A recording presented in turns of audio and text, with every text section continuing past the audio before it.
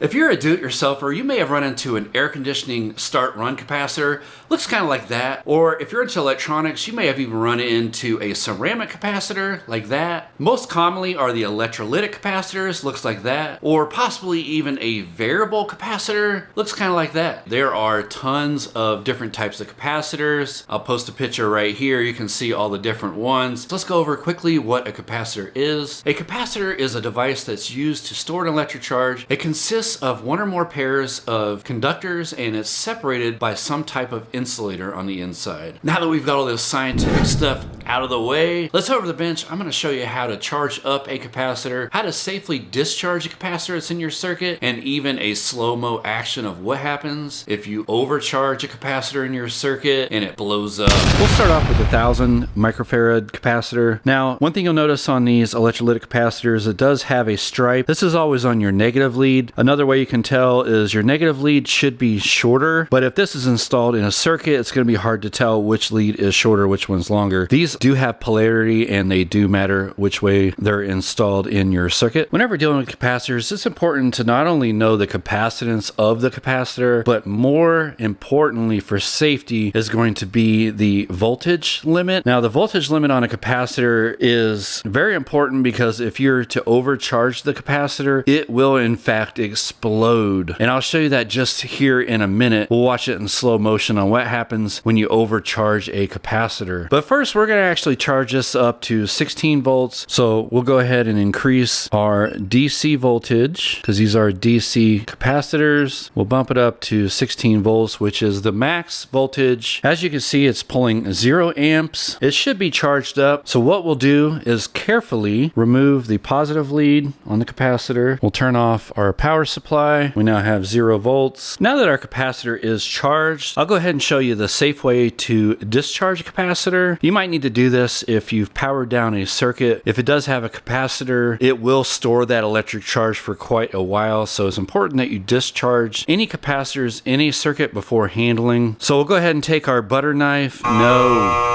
Okay, so this is a good example of what not to do. It would discharge because any metal that you lay across those two contacts will discharge the capacitor, but unfortunately if you're holding the metal part of your tool, it will discharge into your body. Now, something this small, it would give me a little jolt, but wouldn't be too bad. If you're dealing with large capacitance capacitors, it could potentially be deadly. What you want to use is some kind of insulated tool. Anything like a good insulated screwdriver like this will do the trick, and all you're going to want to do is touch the two contacts together and it will discharge. You may see a little spark. That's normal, and I could hear it, but you probably couldn't see it. So it is discharged. Now, another thing that might come in handy while troubleshooting is to check to see if your capacitor is actually good. Now that we've completely discharged it, I'll show you how to test it out. So we're going to flip the meter into the orange setting there. That's the capacitor. Now we're set up to read microfarads. We'll hook up the red lead to the positive, negative to the negative. Now notice the power supply is off, so we're no longer charging it. Now it looks like I have about 1542 microfarads. Each capacitor will have a plus minus on the tolerance, so just make sure that your value you get is within the range of your microfarads, farads, and the tolerance. If you're a homeowner, chances are you're going to have an AC start run capacitor such as this one. This is the Titan Pro. I'll link it down in the comments. They're very cheap to buy, so if you get quoted for $200,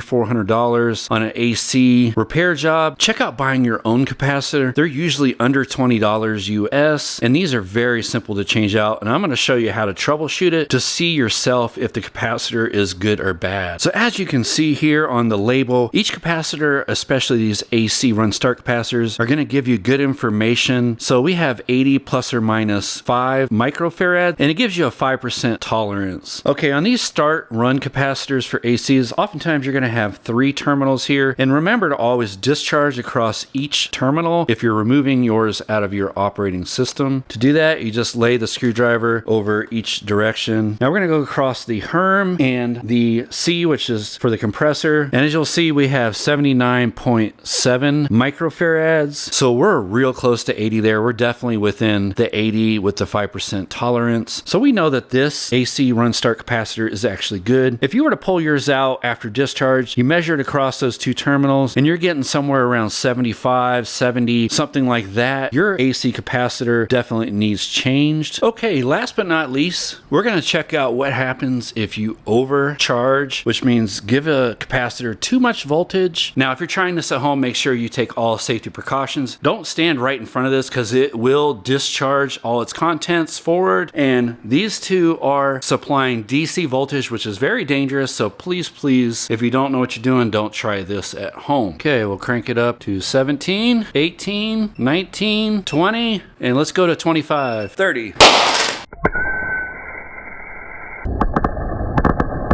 Now here's a smaller capacitor. It's also a 16 volt, but you'll see the difference in explosion depending on the size. These small ones actually pop much louder. I'll show you that here next. We're gonna crank this way up about to 25 or 30.